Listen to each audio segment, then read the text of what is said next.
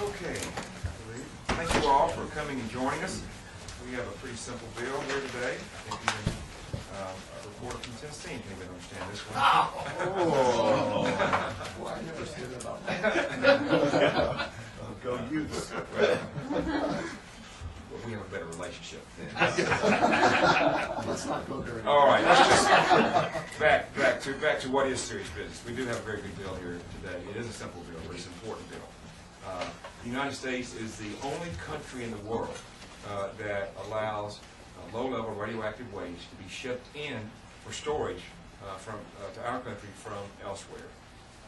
That's not something you really think that would happen, and Jim and I, and later Lee, discovered this because there is a company based in Utah that applied for an application to bring 20 million tons of Class ABC low-level waste from Italy.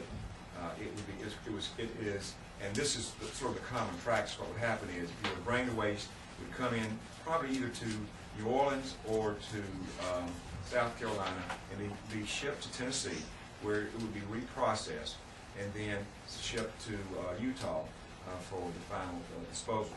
Now, as we went through this, there are some folks that might think this is an nuclear energy bill. All three of us are pro-nuclear energy, and we think this is a pro-domestic facility. The reason is that there's a limited space in this country to put low-level waste, and if we start using that up with waste from other nations, then it's going to be, we're going to run out of waste here, and these are hard to cite. Matter of fact, right now there's only 3 different locations.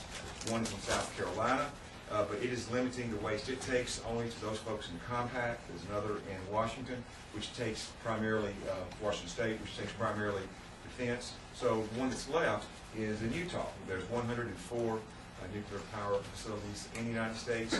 94 of those have no other place to go but Utah. We had a hearing on this last year. We will introduce it today with 31 co-sponsors, and we think that we're going to get, we'll soon get more. There's a companion piece being introduced in the Senate. It's good public policy, and Lee, you want to? Thank you, Bart. I appreciate being part of this team to introduce this bill. I'm working with Bart and Jim on this bill because I truly believe that the United States should not be the world's repository for other countries' low-level nuclear waste. Bart said it. The political realities are that these sites are difficult to cite. They will be limited in size, and frankly, we don't have enough room for the future for our own low-level radioactive waste that we produce in America. So the message here with this bill is to telegraph to the other countries that want to take the easy way out and just send their waste to us, that they'll need to take responsibility and develop their own policies within their own country about what to do with their low-level nuclear waste, because we won't be their dumping grounds for it. Thanks. I'll just offer a couple of points. As Bart mentioned, there's a companion bill in the Senate, so in both the House and the Senate we've got bipartisan legislation. Secondly, the hearing that took place before the Energy and Commerce Committee really validated the central points of this issue. Number one, it validated that there is limited space for this waste in the United States of America. There was dispute over if we have 20 years or 30 years, but there is a limitation on what it is. And to the extent that it's very difficult to cite locations to take this waste, even if you take the outer boundary, that's not a long time in the context of this. Thirdly, we're moving into a more carbon-constrained energy dynamic in this country. And that is very likely going to result in more nuclear power plants being built in the United States of America. And nuclear power plants produce high-level waste, but they also produce low-level waste. And for 36 states right now, and perhaps in the future it may be for all 50, there's one site's going to be the only place where that waste can go.